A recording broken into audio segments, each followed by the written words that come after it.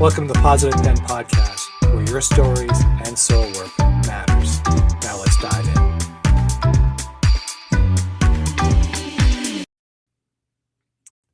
Good afternoon, good morning. Oh, hang on. Technical difficulties, I guess. Here we go. But- oh, I know what's going on. I have the other one up and going at the same time. Technical challenges on my end. My apologies for the echo and everything else like that. Welcome to the show, everybody. This is another podcast of Story, Soulworks, and Substack. And I have a special guest today. You know, sometimes we have these, we come across these accounts, and one of the things I love about these small accounts is the creativity they bring to the forefront. And more importantly, they have a lot of information that they want to share. And that's the beauty of this. And our guest, once I'll bring her on here shortly, is Jess, and she's the letter from the deep end. And if you haven't read her articles, please go find her after the show and whatever. I'll make sure she's copied and all that, and we'll go from there. In the meantime, I just want to kind of get you guys a little bit more information what's going on this week. Hey, one of the things, if you are interested in learning more about the promo of all the June authors, these are authors that have submitted their Substack authors, indie authors. And if you don't know what an indie author is someone who is independently published themselves, did all the marketing, did all the things, did all the editing, did all the creativity, all that from nuts to bolts, and put something together and put it either on Amazon, all these other things. And the cool thing about these indie authors, they've actually took the leap of faith and actually put it out there without any backing out. Publishers out there, what they do is they help you go and promote after you're paying thousands of dollars. Sometimes you get picked up, sometimes you don't. And so an indie author really does a lot of struggles to get their publication out there, and a lot of them jumps on Substack, and which is great, because if you think about it, that is the market we are all in. We love books, we all love to read, we all love to understand each other, and that's the beauty of these promotions. So if you go on my Substack, you're going to see that link. It's featured Substack authors. On top of that, this time around, what we're doing is we're adding blogs or your articles, newsletters, whatever you want to call it, the ones that are actually pretty interesting and that had a lot of comments on. I've put them there too. So there's that. There's two sets: writers I'm featuring, and actually book authors, indie authors. And so if you have a chance, you haven't had a chance, please go out there, look at them, click on them, give them reviews. One of the best things you can do for an indie author, especially if they're on Amazon, give them a review, like their stuff. If you can, buy their books, or buy their ebook or whatever, and then put a review. More of that happens for these indie authors, the better it is for their book sales. So that's something you can do if you want. This week, Wednesday's stories, we just had a story today about authentic emails, which was kind of interesting. I received last week, and I thought it was a famous writer at first, and then after a while I realized it was a fake, and my heart was broken and so forth. But anyways, we don't have to worry about that. I'm over it. I wrote about it, and I think it's and I'm hearing that happens a lot more often than just a couple here and there. So if you're still interested in read, it's still there. Wednesday, I'm kind of finishing off the hospital stay, which it's like my journal. I'm kind of getting to the end of it, and I got one more chapter. I want to kind of polish it off, and I haven't decided what I'm going to do. It's going to either be an ebook or an actual book. Haven't decided. So that's coming out on Wednesday. Also, next week we have Ruth. She is the other person coming on our podcast at 4:00. And where is she? If I can find her. Nope. it's going to be Ashley Smith. And if you know Ashley, she's been around, and she's a positive person that always helps everyone out there. And yeah, I'm looking forward to that conversation. And then we also have Ruth Uman, and she's another author trying to put her book out there too. So that's a cool thing. What you're going to see more and more, a lot of people will either have a book or going to have stuff like that be coming on more on the podcast. The idea is to really help them get some visibility and so forth on top of their Substack, and that's what we're doing. At the end of the month, we have an indie summit, and that means we're going to have a bunch of conversation with a bunch of authors and writers who are featured, not featured, past featured, and talk about the struggles of writing, and talk about the struggles of publishing a book, and talk about all these other things that are going on, and how we all as a community can come together and help each other. So that's important, because really, we're here, and I think the best part of it is if we're all helping each other, it's going to make all of us better somehow. So with Jess, I just kind of want to go through one of the things that kind of like we were talking in the back just before we got on here. It was about being authentic, and that was probably part of her reason why I resonated with her story, because it was authentic. It was someone who had raw, honest. You can feel the emotions, you can feel the depth of it, and I I think if my memory served me correctly, she kept putting uh, the depth of letter, like she had this logo on everything, and one of the things I suggested was putting the pictures of different things, and I don't know, I haven't seen I don't think I've seen a couple. I think I have seen a couple of them, and I apologize. I've read a lot throughout the process here of reading a lot of people's Substacks, and sometimes I get them, sometimes I don't, and it all depends on how Substack delivers to me. But we were talking about that, and it's sometimes when you're giving people advice, it's kind of hard, because you don't want to hurt their feelings or anything. And what she did was like immediately, oh my God, thank you, I didn't realize that. And that is about the community. It's about us helping each other, and if we can improve each other along the way, we might get more people attracting. And she was telling me she got featured in just recently in a Substack story, or Substack newsletter, and that's awesome, and that was great. So I'm going to bring on Jess. I'm going to stop rambling here and bring her in, and we're going to talk, and hopefully you guys get something out of it. Get the soul work of why we do what we do every day on Substack. And welcome back. Let's welcome Jess. Hey, Jess. Hey. How are you? I'm good. Super excited to be here. First ever podcast I've been on, so. Oh, well, congratulations. I was just thinking about the moment that I suggested to change your photos here and there. Did Yeah. you actually do that? I can't remember if I I saw have that. done it a couple of times, Yeah. but the thing about it is I am technically challenged.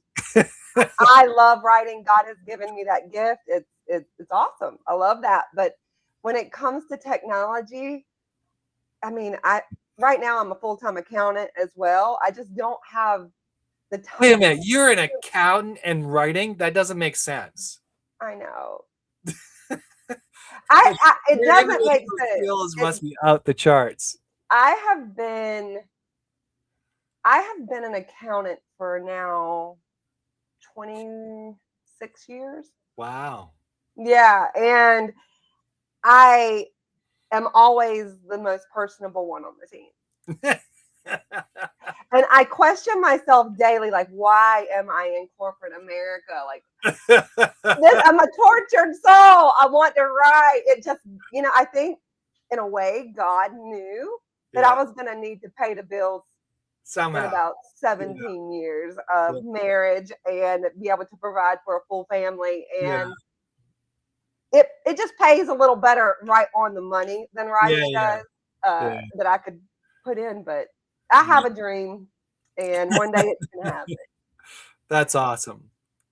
So yeah, wow. Okay, so you're technically challenged in the sense that you're I'm having technically a hard challenged. time. So I Yeah, did do it a couple times, but honestly, I said, you know what? This would be awesome, and I could totally focus my energy on finding the best picture. yeah, But why am I going to do that when I am still building, first of yeah, all, mhm, and I'm losing the plot? Like, yeah. I felt like I was losing the plot there for a second, and I was Okay. like, let's just focus on putting out good content for now. Yeah. And when I feel that I have the patience and time to put into these graphics, it'll work. But right now, this mama is full. Yeah. I can understand that. Yeah, Yeah, because pitches do take some patience to find and do that. Every day when I do the notes, sometimes like my thought comes first before the pictures, and sometimes the picture comes first before the thought. But when your thought becomes before that, it's like the kitchen or the, correct. the chicken or the egg. Chicken before the Usually, egg. I know yeah, what you're saying. Yeah. yeah. So typically, I'm kind of like struggling to find that, and the hard part of it is do I actually do I need to invest that much time? And sometimes I don't because I just find something cute or beautiful, and then I just Yeah. post it. And it doesn't, I mean, it may not even truly matter. I do know if I'm more active on notes, I think I tend to receive more feedback and attention. I get my Yeah. views go up. I try not to focus on views. It, like I said, I'm missing the plot completely if I do that. For me, So right now, where I'm at. so let's talk about the letter. Where did all that come from? What's the reason behind it? Well, I have always wrote since I was 8 years old. You mentioned that, and you're like, she writes like she's been writing a long time, and I'm like, actually, I kind of have just Yeah. privately for myself. I've always not really been confident in writing publicly because I wrote about personal things Yeah. and deep emotional feelings. And I didn't know how, I didn't have confidence enough in my own self to truly be able to be vulnerable to share. Mhm. And so I think, and if you hear my dog, Yeah, sorry. it's okay. Um, We're a dog friendly I show. told my dog to be quiet. I don't think you listen. It's his walk time. I don't think dogs know time, but I sometimes think they do. Um, the kids are in charge of that today. They better hurry up. Are they off school now? Yes, first week of summer, Oh, and geez. yeah, it's been interesting. I did enjoy an extra hour of sleep this morning. Slept to the bright time of 6 o'clock. But yeah, how did letters get started? I just I felt I knew that I was at a place where I was comfortable sharing, and then I stumbled across Substack and was reading and just getting inspired. And I said, you know what? March came. I said, I'm going to do this. I'm going to start it. March 30th. I published my first letter, and it just became. I said, my word for this is consistent. I'm going to stay consistent, and I'm going to stay honest, and I'm going to stay real to who I am. And because we live in an Instagram, Mhm. everybody wants to be polished. Everybody wants everything to be 11 out of 10. And I'm not saying I don't want my writing to be good. I do. I read it a lot and I put a lot into it. But I'm going to be me. My daddy always said, there's the world and then there's Jess. There's the world and then there's Jess. And it's always been that way. And through reading Letters of the Deep End, you just will find that it's my journey. It's my journey of being 45 and knowing that I haven't got it figured out yet. And that's okay. You know, we said backstage, you said, we're all on our journey, we're all at a different pace. And I think society says you have to be you have to be here, or you measure yourself up. Oh, I should look like this, or my writing should be, or why are my notes not getting the traction that other people's notes are getting, or I have a friend that started a Substack after me, and at first she was comparing because I was getting a little more traction. I was like, please don't stop. If one Yeah. person reads your letter, it's good. Yeah. Okay. And I want to be real. I want to not be fake. There's too much of it. And if you can come and hang in the deep end, because most people stay in the shallow end of life. They're not willing to touch areas that I really want to touch. So, And so what was the deepest? So let's talk about that. okay, What it was the deepest part of your story that really brought pain into your writing? Do you recall one that you can share? absolutely. I lived a pretty shallow life up until about 2016 myself. Shallow life. Okay. I mean, I say that I lived in the shallow end. Okay. Um, Gotcha. I say that in the sense that looking back now, in 2016, was married to the love of my life. I got married at 18. He was 21. Young bride. Didn't know what I was doing, but I was leaving home. I knew that. And Yeah. I knew I loved this fella that ended up being the love of my life for 17 years. And on December 24th of 2016, he tragically passed away or got into a single car accident. And then we had a 7-day period where he was on life support. And we made the choice after 7 days with the doctors and family that it was best for him to transition into the path after here. And it was Christmas Eve, Christmas Eve. And I remember sitting there. First of all, he went on a drive, he had gone driving, and because he had been spending a whole week, he worked from home. I was working up in Chapel Hill, and we lived up there, and he was working from home, and my mom had been visiting all week. Oh yeah. And it was awesome because he'd been with her all week, and he was like, let's go get some appetizers and Yeah. like Need a vibe out, break. just me and you. We had already gone to my boss's party, Yeah. and I said, I went to the boss's party because I had to. I had laryngitis. I was not feeling the greatest. I need to get rest. If you want to go get appetizers, like, go for it. Like, have a good time. Go. He says, actually, I think I'm gonna go for a drive. I said, awesome. I'm going up to bed. And so he went for a drive, and come to find out, he had a single car accident. We later found out it was more than likely a heart attack while driving. And so I didn't know he was where he went driving, and he was missing the next morning. I woke up at like 2 a.m, and I was like, where is he at? And anyway, I'm probably getting way in the weeds here, but No, no. I didn't know where my husband was. And so I tried to call him, and it kept going to voicemail. And I'm like, weird. This is okay. Well, we have friends. Maybe they met at the bar. Yeah. Never had he done that. That wasn't my husband, but I was giving it maybe he met Brian at the bar, and maybe he didn't want to drive home. Maybe he slept on a couch. Never in 17 years, but nevertheless, I just thought, and time went on. I knew the kids were waking up, and he was nowhere, and the phone was dead. So we actually went through a whole day of not knowing where he was until like 7 p.m. at night.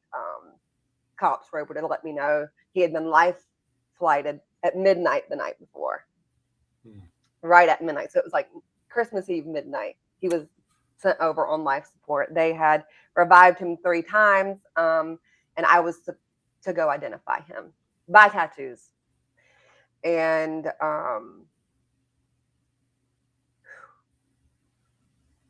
It's okay. it I just remember it. My best friend drove me over, and I actually had my oldest son with me. He was 12 years old. His dad was his best friend. I had a 6-year-old at the house and a 3-year-old at the house. And they were with family, and I brought my 12-year-old with me because his dad was his best friend. and he wasn't. He was like, "I'm going." Like, may have to stay in the right waiting room, you know. And when we got there, because I just did not know what to expect, and when they pulled me aside into a room to sit down and have a conversation before we go into a room, and they had the child therapist there and therapy for me, and it took me a while for it to sink in. And then when I went down there, I remember, I mean, I just still remember that hall vividly. And one day I will write deeper about it, but I have to do it in chunks. But nothing prepares you to see your very best friend, the one you've created life with 3 times. You just don't expect that. And then to know that I have to leave, go home, go to sleep, let the kids know their dad's sick and they're trying to wake him up, and have Christmas morning. It was a lot. It was a lot. But by the grace of God, and I wasn't even really much of a believer at that time, you know, I was really actually not. God was still with me, you know, and I believed in something. I didn't know what, and he was still there. Right. So that's kind of what changed me at 35, being a widow, a young widow that had to raise 3 kids on her own. And I had a very demanding job. I was a director of finance for a big fulfillment center up there in Raleigh. And I didn't know how to do it all. And I did not, I even had times where I would ask myself, I think God, or I just say, I'm pretty sure if there's a God, they took the wrong one. I did not feel fit. My first letter talks about spending most of my nights at 3 a.m. in my bathroom smoking pot. So do you smoke pot to take away the pain? Is that what your goal I was? did. And you know what's funny? I had never smoked pot until 6 months before I met him. I mean, no, 6 months before he passed. Excuse me. Well, what was the reason behind that? I was hanging, we were in a, we had just moved into a town that's very much live music. And it was just, my husband always had on and off. And I was very much against it. I almost divorced him one time because of it. I was like, I caught him ironically on a Christmas morning smoking in our basement before our kids, you know, and I was like, I dare you.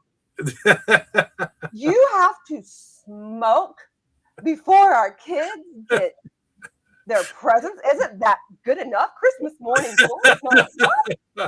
He needed the numbness. And then I don't know. I just started really relaxing myself. Like I just started opening myself up to just new realms and new possibilities. And one day I said, I want to try it. Like, let's just try it. And I am so grateful I did. And I'm going to tell you why. I got to know my husband more in that last 6 months. We had smoking sessions 30 minutes for bed every night. And we'd sit on the end of our bed, like right on the end of the bed, and just smoke a joint, sharing it. And I learned more about him in those last 6 months of life than we did in 17 years. What was the thing you learned about him that was shocking? He had a girlfriend that actually unalived herself at 16, and he had never shared that with me before.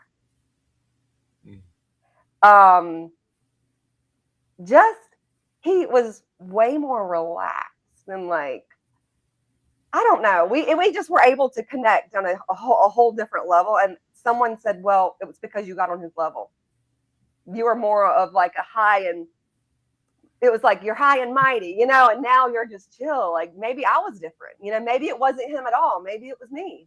I haven't even thought of that. No, it's called acceptance. Yes.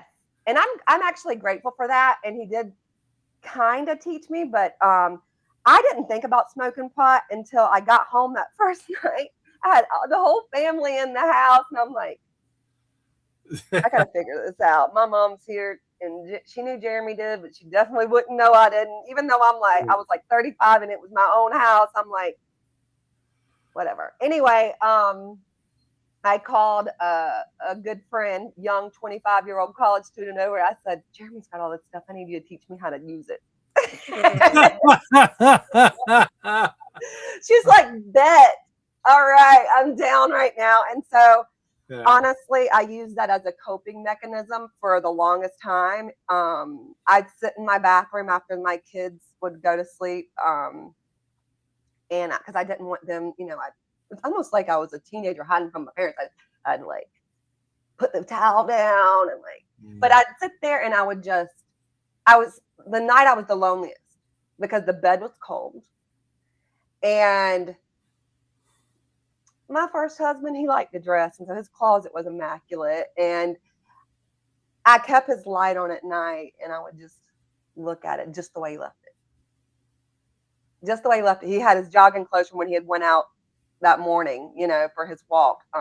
Everything just like he left it. And I would stare at it. But I had his t-shirt over a pillow holding it, but sometimes those things were just not enough. It was a really cold bed after 17 years. And I didn't really know who I was without him. When you get married to somebody that when you're 18 and you don't even have your own identity yet of who you are, your frontal lobe is not, but you know what the good thing is? And what I love and why I write the letter of the deep end, let me tell you why. The reason I do is because even in that smoke-filled room, every single night, I believed in a higher power. I laid there high as a kite, getting through, crying, listening to music, to get up and survive the next day. But what I didn't know until 2019 at an altar at a church that I didn't want to go, I was dragged there by my son, said, I'll go for you, but don't expect me to like it. I found myself up at the altar kneeling, not knowing what I was kneeling for, not knowing what it was. Was this magic? Is this witchcraft? Is this all something in my mind? But I was desperate. And I found myself even not even wanting to, but getting down there. And when I knelt down at that altar, I saw in my mind God laying beside me, holding me in that bathroom. And there was no shame. There was no guilt. There was no, why did you do that? It was just being cradled. I saw it. I felt it. And it was enough for me to keep going on. And that's when I knew. I said, you know what? I know why God kept me here. I don't know. I used to say, if God himself came down here and told me the reason he took my husband, I'd say, you can take it and go. There's no reason good enough. Leave. That's what I used to say that because I didn't feel like he would have a good enough answer. But I can tell you to right now, and I don't even, this has only been 10 years, right? 10 years in December. I can tell you right now, I can already see the fruits of it. We will never know why, but we can see what God has done in it. I mean, I'm not here to preach. I'm not going to preach, but I know what God's done in my life, and I know what being real, and God can only deal with the real. Yeah. No, we all can only deal with real. If you're putting on a fake facade, nobody wants that. No. That's a dupe. So was he a healthy person? I'm just curious now. Is he pretty much healthy? He has there was a gene in his family with heart conditions and stuff, and he was very stubborn about going to the doctor. Wow. He was healthy. Wasn't overweight. I mean, he did at times get up to about a 36 pants at one point. But I mean, all in all, he was a healthy dude. Yeah. Um, So is this a freak accident? Was this a freak moment? Freak accident. And you know, the whole community up there, they had only known us for a short while, maybe a year. And we'd only lived there for 4 months, and they all came and stayed in the waiting room with us. Like, Wow. we were at the time promoting some bands and stuff, and just really into that scene. And they all came up and just were there with me. And I knew that, and that group, I will always call them family because they are the realest bunch. Like, I just love them, and I'm so glad that they accepted me and my family when I didn't have a family with me, and I really did not want to go back home to New Bern. Yeah. So I mean, and that's why I have the deep end. I want it to be a community. I want somebody to feel seen. I want somebody that's laying on the floor at 3 a.m. to know that, hey, you're not the only one, and this does not have to be the end.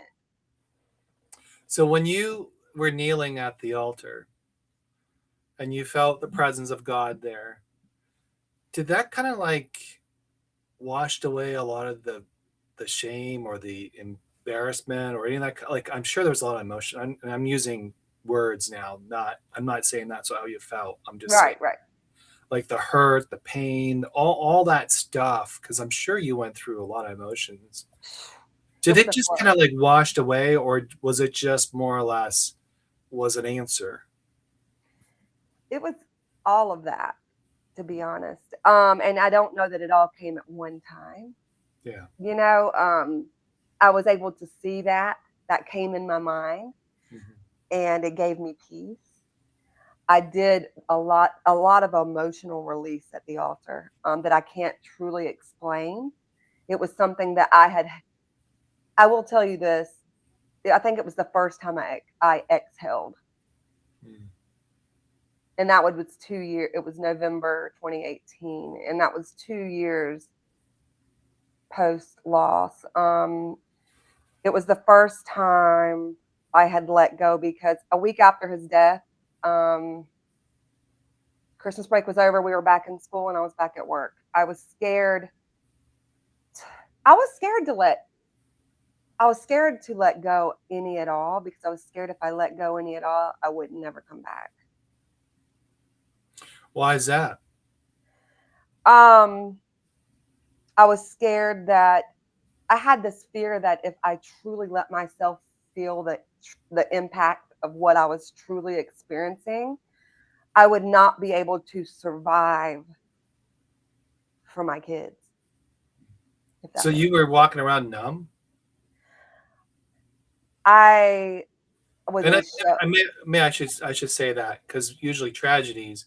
I was shell shocked for a while, You were and it would hit me in waves. Like, my husband used to sing. First, he used to sing to me every night, and then when we got kids, he'd sing to our kids every night. And I remember the first, after telling them, he had passed away and all of that, my youngest coming and looking at me, and I was fine again. I composed myself, back doing good day. I mean, this, and then my youngest goes, "Mommy, who's gonna sing my night songs to me tonight?" And then I just remember collapsing again. Like, it was big waves like that. It was walking into the grocery store after work for the first time, and you turn to the left, vegetables, this, that, and then you see croissants that you would always pick up and put in the cart for him. And having, like, just being washed with emotion, like, but I had to disassociate to work. I had to disassociate to be a mom and to function. And I was very, very, very scared that if I let myself feel what I needed to feel at that moment, that it wouldn't. You weren't I ready. wouldn't get out of bed. Let's just say, if I You laid down in that bed, Yeah. what if I wasn't gonna get out? You weren't ready for it. No, I wasn't ready for it. And God met me when I was ready to truly process, and He didn't judge me, and He's still not judging me. I've come a long way. I'm doing pretty good. But Yeah. I hope, I just told someone today, I said, I hope I never, ever, ever stop being in process. I hope I'm always a piece of work, Yeah. right? Yeah. If you're We not a, all.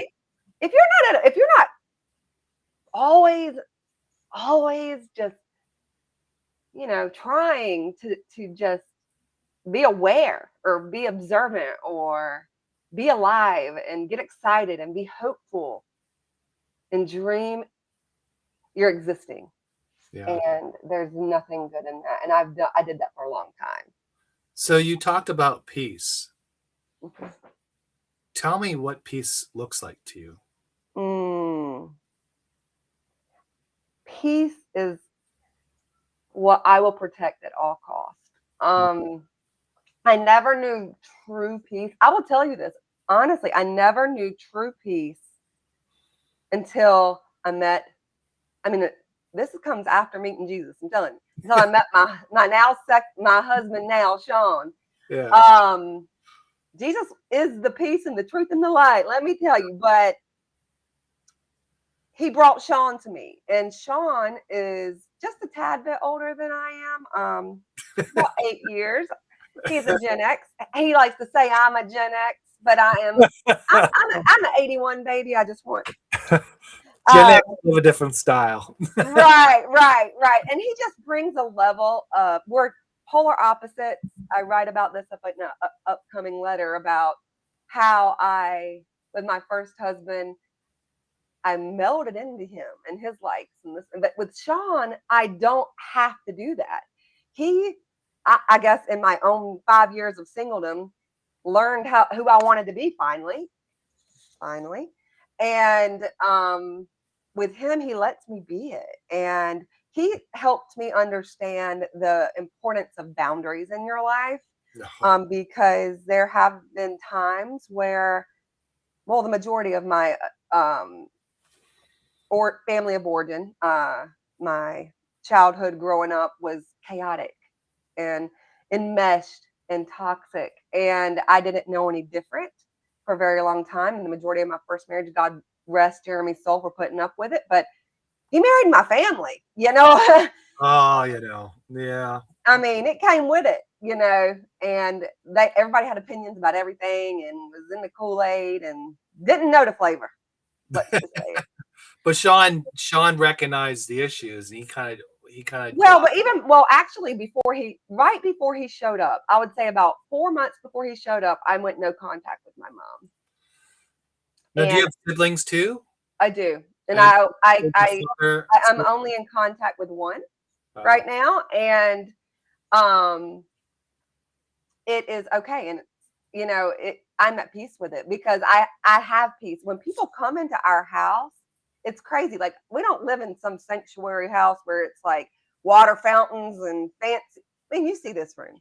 It doesn't. I mean, look at this room. I'm almost thinking y'all are gonna think I'm some kind of serial killer with this 1970 drawers. But anyway, this is where our computer is. So Yeah, I got it. anyways, I lost my train of thought there for a second. So you had no contact. I had no contact, but And you have one. my house isn't fancy, but I have the people that I do invite in my home, which are not many, because people bring energy, and Yeah. I ain't about that. And Sean isn't about that. So I used to just bring people, come over, people pleaser, yeah, and he was like, this is our private space. Yes. We need to protect our sanctuary. This may not be fancy or the Taj Mahal, but it's our private space that we come to relax. It's where we come to rejuvenate, and we have to be protective of our peace and our space. And there should be no excuses about protecting that.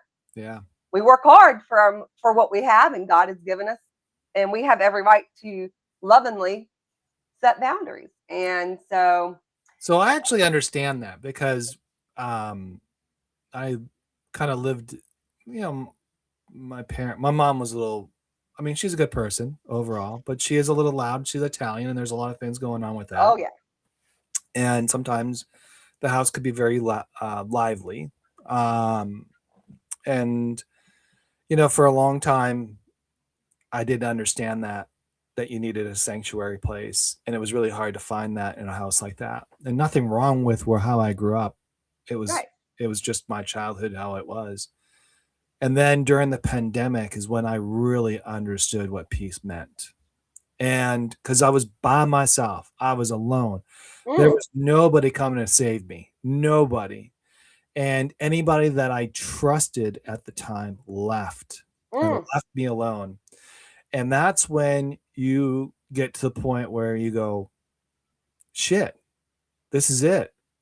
There's nobody like your family members don't really, I mean, I'm sure they care, but they're on their own. They doing their yeah. own things. Your friends that you thought you had friends are no longer your Correct. friends. Correct. And during this process that I was going through, is that you start getting this awakening and more of a rude awakening in the sense of like you get really tired of people, the drama really quickly. Say it again for the people in the back. And I, it got to the point where, and I don't know, a lot of people know this. I don't know if I really want to share this yet, but Okay. um, there was a point where, so when you get to the point where a lot of things go against you really, really bad, and you hit the bottom of the bottom, and you could think of all the bottoms that there is, but I hit a rock bottom crap, and I was nowhere to. I should never have returned where I came from, and I fought back hard all the way through. And when someone does that, they become a different person. And it's not that they don't care about people, they do care about people, but they care about the right people. And what happens is during that whole process of understanding who you are and protecting your peace, now I protect my peace at all cost.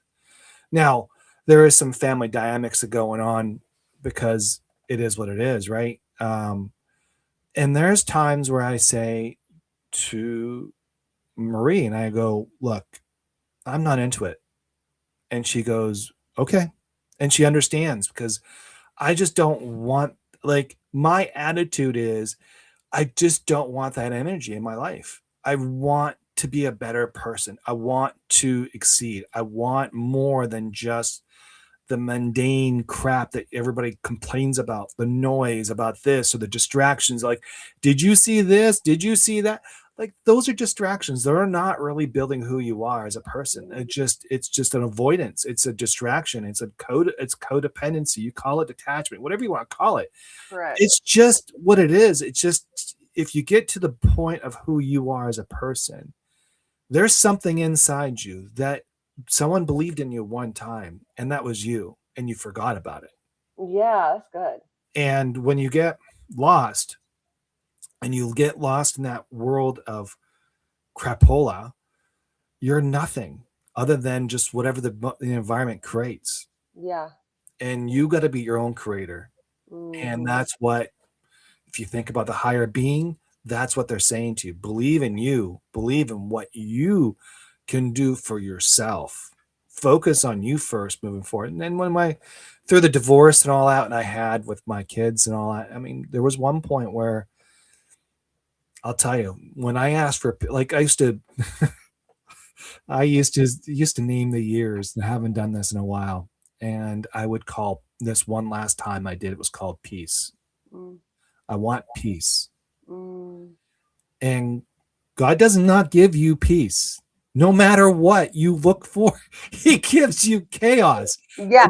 destruction and all this stuff. And you can, and I'm using God as just as a high figure point, but it could be Buddha, it could be Muhammad, all these other people. What I'm saying is, when you ask for something, you're not going to get back to what you expect. So be very careful what you ask, because when you ask for it, you can get back something you did not expect. So I'm very cautious when I ask the universe about something. So when I asked for peace, it was probably the horrible time of my life. My my kids were accusing another household of, then I got to be very careful how I say this, things that were, apparently they're all unfounded, but they were reported, and it was very toxic. It was really, really bad. I mean, there was social service involved, there was police involved, there was investigations, there were 90 days, blah, blah, blah. My kids were not in no way good shape at all. Mm. And we went through psychologists and all. And I say all this because to get to peace is very, it's very hard to do that. And when I finally got to peace, when I finally got to the end of the year, and it almost broke me. But that wasn't the only broke that time of the year. It was the season of walking in the valley of destruction. You're Mm. destroying everything that you ever once had in your life, and you have to rebuild. And Yeah. when that time came, I said no more. I was done. And part of the no more was I had to let go of my kids because it just got too toxic. It just drove me apart. And I always say to somebody who challenged me on things, I would say to them, letting you go is easy. Yeah. Letting go of my children was probably the toughest thing I ever had to do in my life. Mm-hmm. Because of that, I created peace.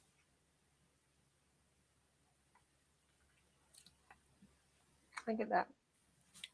So I completely where you come from. It's hard, but it's almost like you have to put on your own life jacket first. And I wasn't doing that for a long time, and it was at that altar that is where I finally knew it was time to seek peace. Yeah. And for me, that peace is Jesus Christ, and I have seen him radically change who I am. I don't know that my first husband, Jeremy, would recognize this person that I am today. I sometimes think about that. Like, I'm Yeah. 100% different. But I am true to who I know my creator made me to be. And I know that I am walking in that purpose. Where that purpose is leading, I don't necessarily know. But you don't have to know. That's the fun of it. You just gotta what people don't understand. What peace says to a certain person is live for today, the only day you have. I mean, prepare for the future. Prepare for things that would matter the most to make yourself a better day every day. Yep. All you have, and what your husband went through, he only had that day, and that was it. And that's what I learned. And what most people don't really understand is the noise, all this stuff, and it can get really destructive. And if you don't walk out of the strategy or the tragedy or those things that I was talking to somebody about, because I was thinking about writing the second book of Earned, Not Given. And it's a lot more of the peace and all that stuff. Yeah. Yeah. It doesn't get easier, because the last book, part of it, I kind of just made it not fluff, but kind of like an easy ending, which was supposedly that was the thought. But we were talking about it, and I said, earned, why not? Or something like that. And he goes, no, earned, not given, delivered. Mm. And he goes, or deliverance, or something like along those lines. And I was like, he goes, because, you walked out of the valley and you were delivered. Mm. And that's where most people don't understand. Like, because he was telling me about some things, and I was like, well, I appreciate it. But, he was saying it takes a certain special person to go through certain things. And either it'll break you forever and you become dependent on alcohol or whatever it is to numb the pain and all that kind of stuff, which sometimes it might be just a substitute just to heal yourself through that process, which I completely understand, which I've done that myself. Or you don't do that and you just start focusing on you and you start to put the work in, and sometimes that work is the hardest part of the Oh, it it ain't easy. sucks. You It gotta. It's sucks. like working out. You gotta go to the gym. Yeah, that You know, sucks. I'm not I'm telling you, it's not an easy path, and it that's really where isn't. But I will protect it at all costs. yeah, And protecting it is not easy either, because you're constantly having to have these yes, conversations. But what I've learned too is that tough conversations are healthy and necessary. yeah. And I used to avoid them like the plague. But sometimes those conversations can be the most rewarding ones A because 100%. at the end of the day, you're both challenged at whatever the thing is, and or the issue, concerns, whatever. And what happens is you kind of go like, or you talk about that person, and one time I said, every time we have a fight, which is rare, is because of this person. Yeah. The correlation becomes Yes. it's not a phenomenal anymore. It becomes a routine, and Right. that's an issue. And some people don't get that. And they don't get that there's some people that'll never. I had a theory. Okay. I had a theory. I think there's 4 levels of life. Okay. A spiritual life. Okay. You have your dwellers who basically are the ones that are the the homeless, all those type of people that are just bottom feeders. And I don't mean that to be rude, but that's how I Yeah. describe the layers. That's how I think. Then you have the egotistic people who basically are the control freaks, and they're the ones that are controlling the bottom feeders all day long Mm. and manipulating them, destroying them. And you can put the media in there, the politicians, the government, all those corporations, anything that to market them, to kind of like put them down further. And then there's a small percentage of people who get to the point where they get enlightened, and not enlightened in the sense of like a light bulb kicks off and all of a sudden they're saved. It's more like, wow, a discovery of self, and how do I live this world? Because now I'm seeing the 2 levels below me, and I don't mean they're below you, but in a negative way. I'm just using as an analogy the lower levels. I see the manipulations. I see the dramas. I see all these things playing out. I see the TV trying to pollute my mind, or this person doing this social media doing this. I see all this stuff creating these puppeteers and manipulations, and I'm sitting up here, or most people are sitting up there going, that's a lot of work for nothing, and whatever. And then there's the higher level of conscience, I think, and those are like the Buddhist, Mm. like the people who have spent time meditating and spending multiple years. They figured out how to really protect that their sanctuary, and they understand that world. Yeah, that's sort of my 4 levels of. That's interesting. It really is interesting. I can definitely see in to a degree, like for me, as in my walk with Jesus, I have, as I strive to get closer to Him and Mm. strive. He is the ultimate peace, is what I Yeah. have found, and for me, and well, in my belief, everybody. But anyway, I say that all to say that he's the reason for me. And as I have grown, like studying, trying to do better, trying to, just be more present and know what God wants for me here. If I'm still breathing, that means there's a purpose in my life. Yeah. You know, he ain't done with me yet. So my every day I wake up, it's like, okay, what am I to do to, using your analogy, to level up. How am I to build God's kingdom today? How can I partner with you, God, to be a light to those that are, using your analogy, on the other two levels? I Yeah. don't know who I'm going to run across that may be in those other two levels, or maybe it's a prayer. Maybe it's a prayer for, because what the word I would use that works for me is, it sounds to me like discernment. I'm able to discern things that when you're on those bottom two levels, you're too distracted to see, right?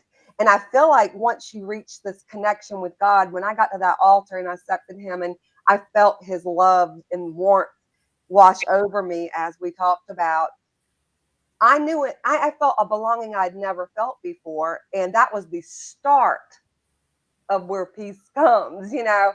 And I think that that's where people fail sometimes, when they get that feeling, they think it's going to stay that way forever. Yeah. And it really doesn't. You get clarity, and then when, as you're going to get, you know, it's like It's like, where did he big go? speed bumps are coming. You know, you had a great awakening. Now, guess what? Tragedy's about to hit. Like, what's the point? Yeah. But once you get it, you know, it's pretty awesome. And I wouldn't trade it for the world.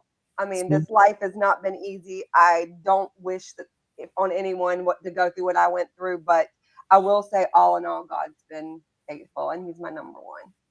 awesome.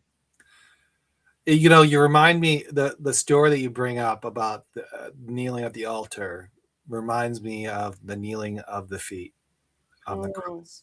mm, That's where, I think that's where a lot of people, when they start looking up, when they kneel before Him and they look up, I think that changes. Then that's when you, I think that, just that imagery, I think you've finally got to a point where I give up. Help me. I didn't have anywhere else to go.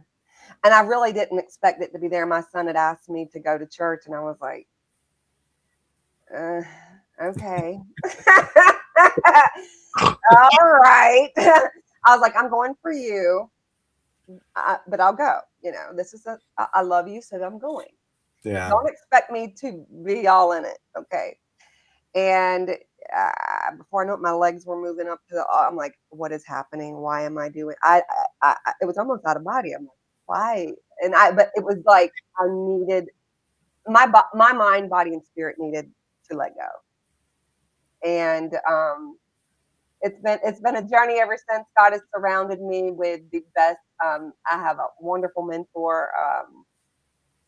Uh, my pastor Christina, my pastor's wife, and she's just been great for me, and a select group of friends, small group of friends. Uh, I'm a happy duck. So let's. So you did a lot of work, which seems, but you're not. Obviously, you're saying you're not done, and I don't think we're all done. That's just part of the process. Because I'm doing what you're doing. Like, I'm just writing my stories, and even though it's called the positive pen, sometimes the stories are not always positive, but hopefully Right? they have a positive ending. You Yeah. know. Um, so where do you see yourself going with this? A girl has dreams. I started it with a goal. I've always had a dream of writing a book. I never knew what that would be at first. I always thought of children's books and this and that, but and that still being a possibility. But I write what's on my mind, and I write about life, and I write what I feel somebody else might need, because I know I'm not the only one. I just know I'm not. And if there's 8 billion people on this planet, somebody needs to hear my story. And if it's one person, that's why I'm gonna write. If I get one view, that's why I write. Yeah, that was the intention of the positive pen, was the beacon of light. Oh, come on. Yeah, that was the whole intention of the positive pen, was to be a beacon of light for somebody. But that's what God wants us to be. That's why we're here, because we reflect His light. Yeah, and if you take my analogy about the four things, Yes. the beacon of light is opening the light, and hopefully someone looks up and say, "Oh, there's light," and then my analogy is they can always interchange, Hmm. and they can always climb up, and I think that's what we're all about. Especially us. I mean, that's why I resonated with your writing, because it was about a beacon of light, and I think that's what we're all about, is to share stories that I think we've forgotten. I mean, it's history. People like wonder, well, how does history? What's history? Well, history was a fascinating thing in the traditional days of back in back when 1800, like back when where they didn't have a lot of writing or cell phones and all that. People will go from tribe to tribe or town to town or whatever that area was, and they would always come back with stories, and their stories were about ventures and what they found and the reason behind that, and all those things, and then they brought them back to share, and they told them, and obviously mostly more males, so it was from Mm. his story, and that's how history became history in so many ways. I'm sure I'm butchering why behind it, but the concept was they were sharing stories, and they would bring that. And I think the art of telling stories is forgotten, and I think the telling a story, like I came across somebody, and they said, our speech per day, we're losing 30 words in conversations. What? Yeah, and on a normal thing, we're losing Scary. because yeah, it's very scary, because we're more connected on social media than ever before, and all the distractions. So if we're constantly losing 30 words, at a time, imagine the compound on that over the next 5 years. Mm. We won't be talking to anyone. Yeah. And sometimes I have to fight isolation myself. Once I found peace, I found that I like being alone, and I really enjoy it. And so I have to fight that sometimes, just because I've had a long week, but I need to make time for friends and socializing, and just because I can do it online or here at home, don't mean that I need to. I need to create time to socialize and to be a active participant in society. Well, I used to be like every night I was somewhere. Yeah, same. Every night, either I was, because I was playing baseball at the time, so I was on the field, practice field, or I was at a bar, or I was someone's backyard. I was doing something. Every night was an activity, and I didn't understand solitarily. I mean, Hmm. that's where COVID came in and basically sat down my ass and said, "You're there, learn to deal with it." And Yeah, coming out of it, I was like, now I understand yeah. why people want to spend time to themselves, because they love them. They love you found that you are not a bad I'm person. actually a pretty awesome person. I have spent, Yeah. 40 years hating me Yeah. and being my worst troll. And then now I'm like, I'm pretty cool. I have the best conversations in my head. Like, are I only you sure, sometimes are answer you sure not like an Einstein walking around with your robe and talking to yourself? that. I just hid my robe in the room back there. So, when's your next piece coming out? Sunday. Every Sunday at 6 p.m. I drop a letter. And then I do a mid-month Wednesday letter. But I don't really promote that one as much. I feel like that one's for the ones that that's the ones for the people that check their email.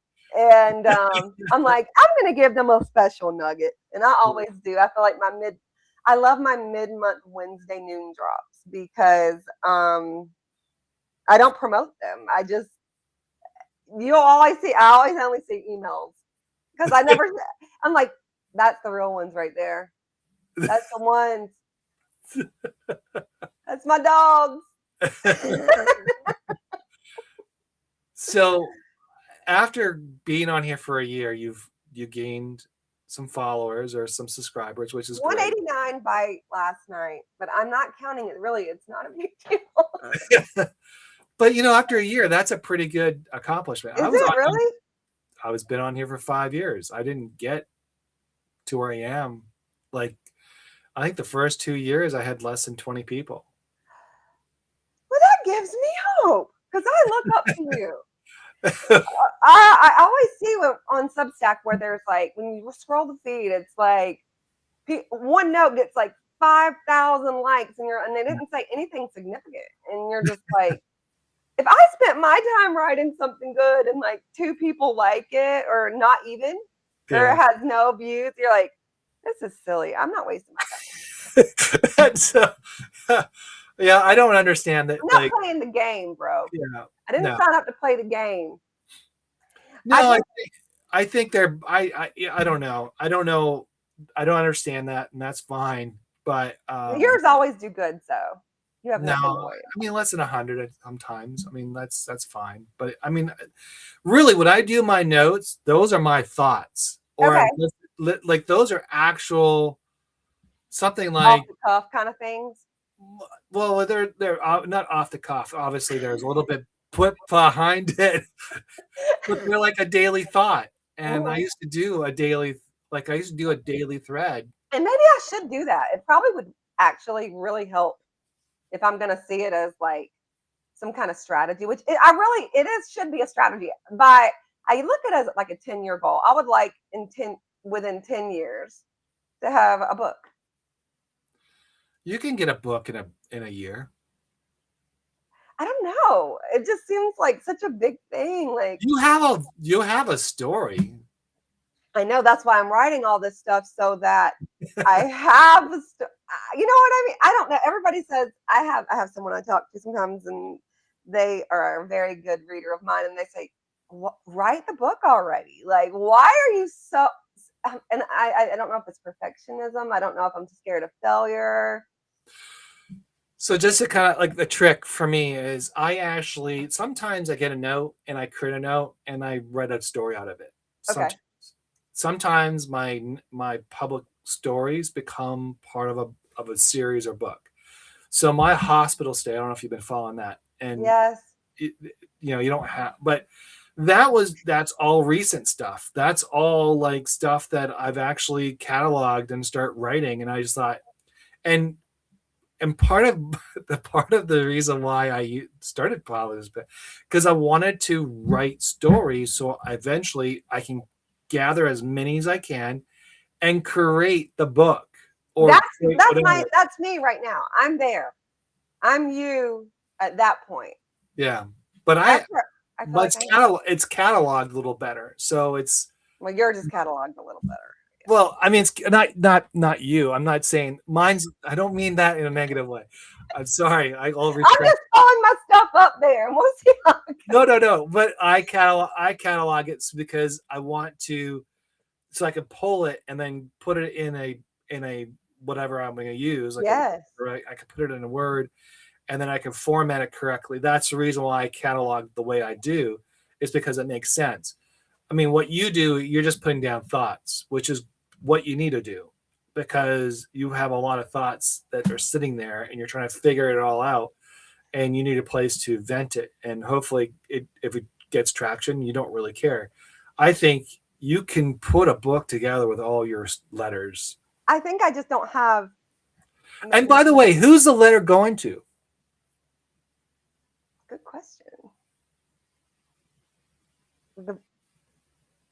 The one that feels alone. I had a thought about your husband. You're the person that passed. I thought the letter was going to him. No, it's actually not. The letter is written truthfully to whoever is going through. I picture me back then. I picture desperate me. I picture, or it depends on what I'm writing. Everything I'm writing, it depends on that particular topic.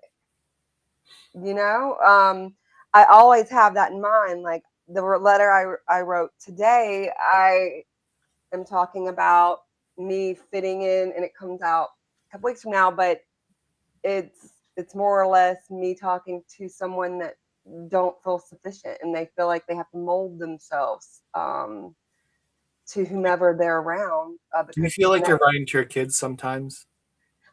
I like to hope that they will read it. Honestly, I don't now. I don't think they really. I mean, they're like, "Yay, mom's got a blog." Which, Yeah, I mean, maybe one day it'll be significant to them. but if you get a book, it'd be a different story. Oh, probably. Oh, Yeah. mom. I mean, I've asked my oldest son, who just got married, lives down in Miami. He's a pastor down there. He said, I said, hey, you know, a lot of people, they could like my stuff. You're in Miami, like share. He gave me one share of one post. I'm like, and that was like forever. I was like, I went to your page. I don't see it on. He's like, oh, I just did a story. I'm like, the person who birthed you. Okay, son. Noted. I've supported every one of your freaking football games, your college, but I'm not going to bring that up. No. Thank you for that. Thank you for sharing that story. I appreciate it. That's funny. So he's a pastor now. Is he doing well down there? He is. He's doing good. He is with VU Church, VU Church. He is a kids pastor. I went down. He just graduated from college, but he was employed a year before actually at this church. Wow. But pretty good. He's been doing that stuff. He brought me to church. You know what I'm saying? Yeah. And he was really into. They kind of my church, Latitude Church in New Bern, North Carolina. They are really good with getting the youth involved in like the cool tools of technology. Like he could run the camera, he could mess with this, learn the sound machines, and and that's how and then he had positive male role models in his life that I couldn't be. I learned that female cannot, maybe some women can. I personally was not able to be, I don't know what it's like to be a dude. Okay. And so there were some things that I just couldn't be for my son, as there were conversations he wasn't going to have with me. And I'm probably better for it. But there were people there that he could trust and emulate. So yeah, he's down there. He's a kids pastor for VU Church in Miami Gardens. They average about 500 kids. Wow. And I'm proud of him. He's 22 and he just got married to the love of his life, and she's a sweetie. So yeah, they're down there, and I see him. So how did your children cope after all that? Did they after he got married? No. After the passing of their father. How did I cope? No, not you, the children. Kids are very resilient. And I actually, okay, couple quick stories.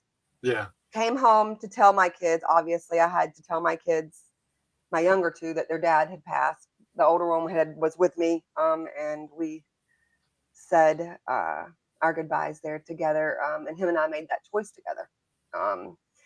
And that's a whole other story I don't have time to get into. But on the way home, I was like, I don't know how I'm going to tell my younger two. Lily, my daughter, 6, and Jackson was 3. And Lily's very wise. I've always said she's 85 in a kid body. She's 16 now, but like she says really profound things like what I'm about to tell you. We get her in the room, and I set them down privately, each one, and I let them know, the doctors tried their best, and unfortunately, they could not wake up Dad. But Dad will always be in your heart, and he's always with you, and you can talk to him whenever, and he's your special guardian angel, and Yeah. And at 6 years old, she looks at me and she says, I kind of had a whisper in my ear last night that Daddy wasn't going to wake up. Ooh. And I said, really? She said, yeah. And I said, she goes, but you know what else he said in the whisper? I said, what's that? She said, and this is 6 years old. She says, she says, I think it was my dad. My dad says, how did she say it? She says, sometimes life is a game and sometimes it's your turn to play and sometimes it's your turn to get out of the game.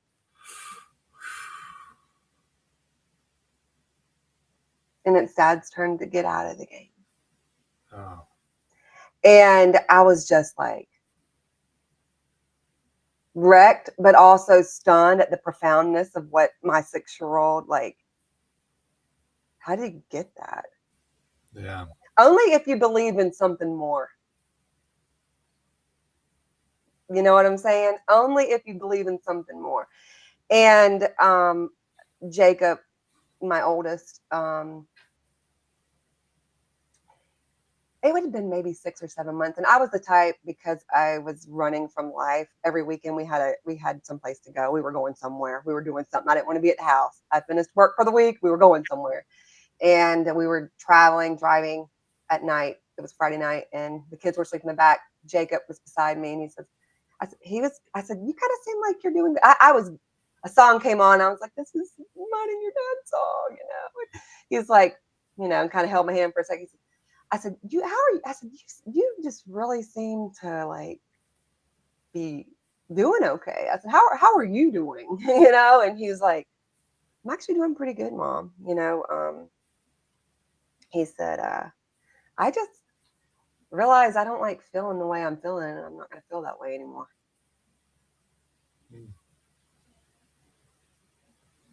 And me drowning, sorry, I forget I have this one. Me drowning in my sorrows, I just think, oh, how easy, right? Like, you just don't want to feel that way anymore. But Your kids gave you 2 great titles for your book. really, Yeah. we'll have to talk more about that offline, maybe. Yeah. I don't know. Yeah. It's just stuff like that. I had a thumbprint ring made of Jeremy with his thumbprint, and I wore it like it was him on my hand, you know, like, cannot lose this, have to have it at all times.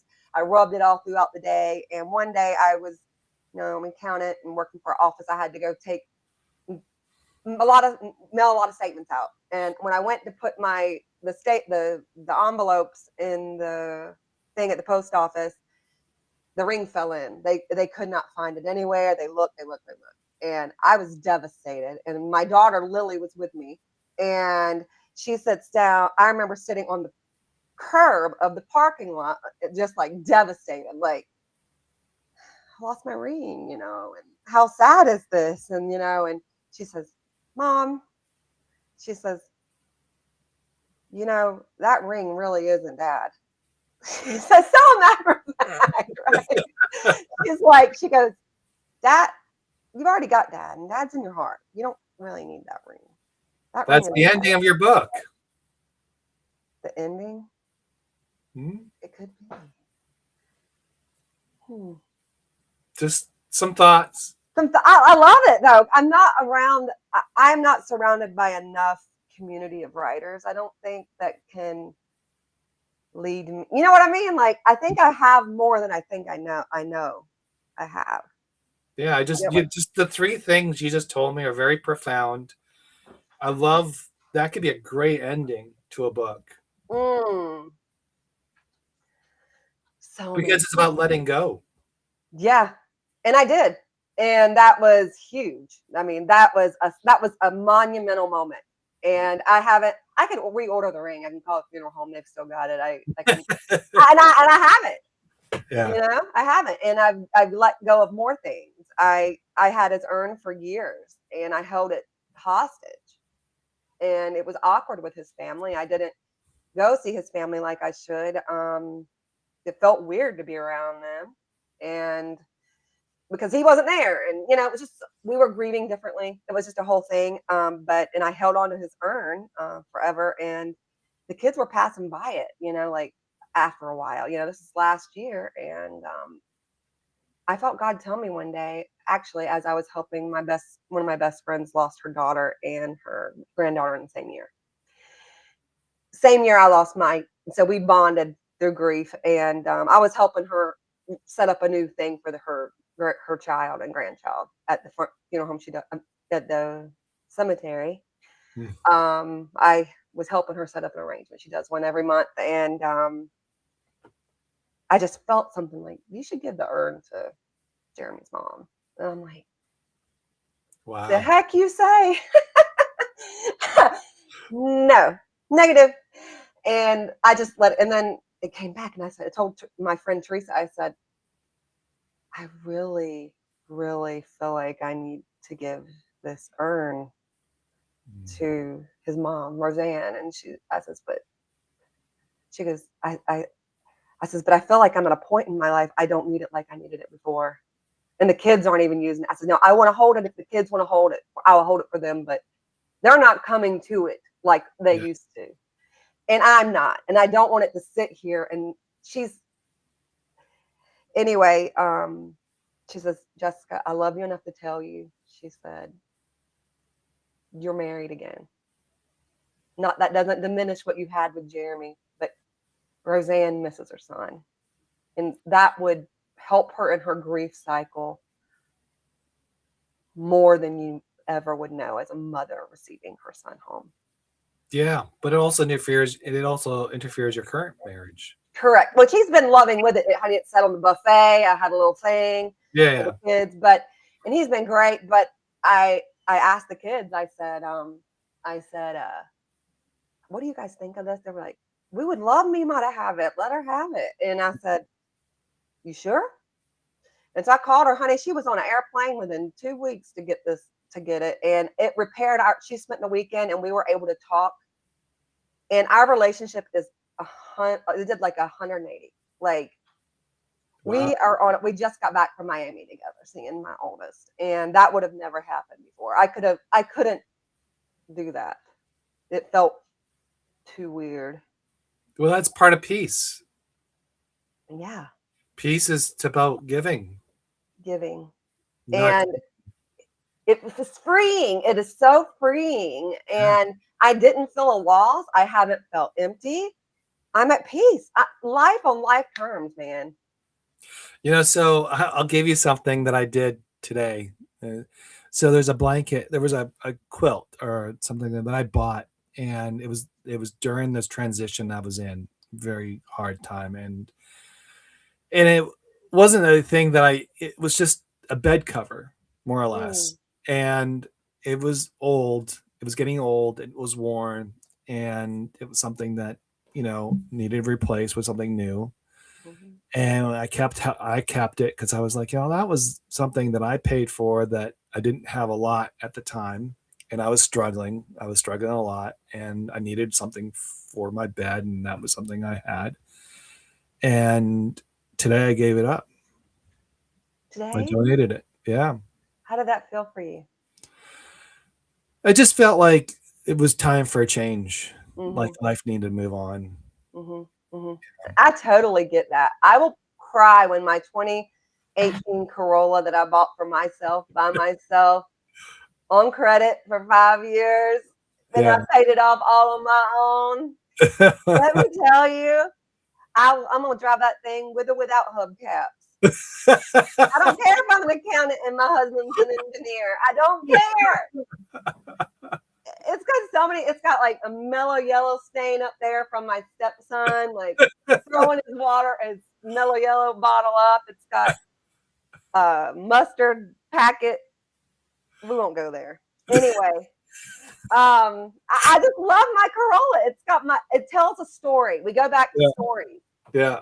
And that's why I write. That's why there's Letters of the Deep, and that's why you get Positive Pen. We have to tell a story. My car tells a story. That blanket tells a story. Yeah. And that story is going to connect for somebody. And it's a light for somebody. Yeah. And if I can be a light to one person. There was another, just quickly, there was a lamp, standing lamp, and my son and I bought that together. Mm. And Marie's like, it doesn't fit the decor. And I was like, I don't really care about the decor. I care about the memory of it, because that was my son and I bought. Yeah, exactly. So she's like, well, okay. So she just accepted it. But, it actually kind of goes okay with the furniture and all that. Creative minds. I mean, we're sentimental at heart. But, yeah, when you start, like, I think that's where, if we kind of like wrap this up a little bit, Right. when you look at your life and you say to yourself, through the struggles, you went through a lot of struggles, you bought stuff, you got some materialistic things, or you because you needed them, not because you wanted them, because you needed them to make your life better. And then as you go through the progress of that, what happened was it got to the point where your new life, it helped propel you to where you are today. Mm, And that's where you're at in life. And then it sometimes they don't mean to stay here. They're not meant to be here forever. They're meant to yeah. be here to help you get to the next stage. And that's what life is about, is finding those pieces that help you along the way to get going. It could be somebody, it could be a materialistic thing, it could be a quote, it could be whatever, it could be a story like we're telling. That's where those things are meant to help you get going. And then you have to let it go for someone else to enjoy. You have to. Because in your case of your mother-in-law, she needed to enjoy the moment with her son. And I bet you that was probably half her battle with you, or not a It was. I'm a 100%. three quarters. I mean, the other 25% was like, what happened? It was all about what me and my kids, I felt like we're going through in a Yeah, sense, you know.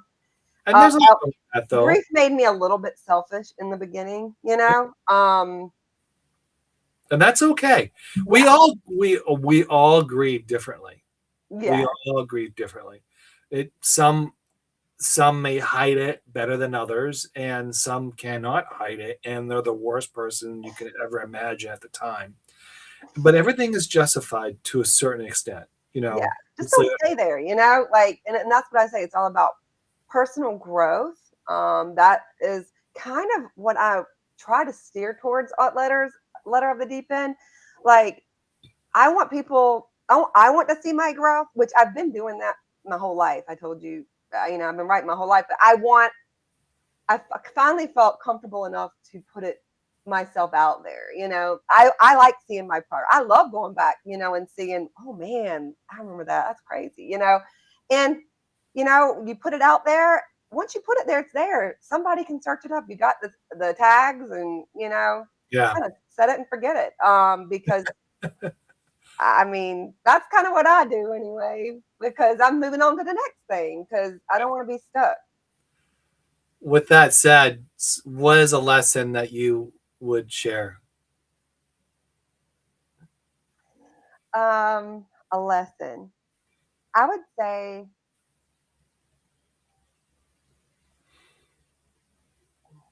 I want to,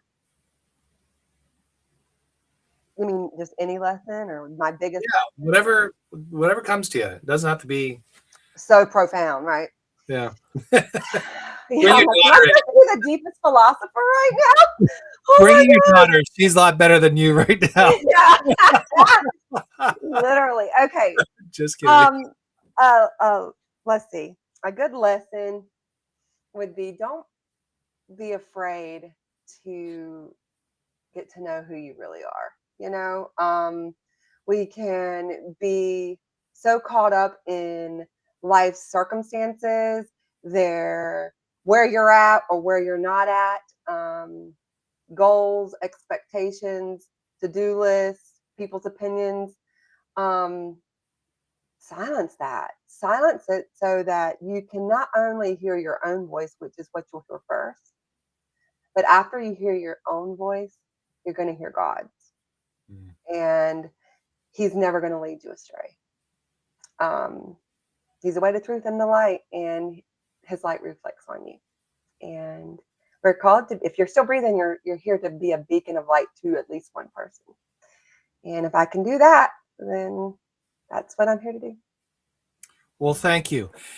I appreciate this. This was a very it was a good conversation. Oh, I think so too. I really appreciate it. For those who are still with us, thank you for joining us. I just want a quick reminder for everybody. Remember the June book promo where we're featuring indie authors who actually write an author or author books on Substack. We're promoting it, trying to create a depository, a library of them. So go on my Substack, you'll see the link to the featured writers. And then Wednesday, obviously, one more story after this, and that the hospital stay will be completed to a certain extent. Mm. And then our next week guest will be, I forgot her name. No, I did not. Ashley. Ashley will be on next week. And Jesse, what a pleasure to have you online. It's been great. I'm so grateful for this opportunity. You're the bomb. Appreciate it.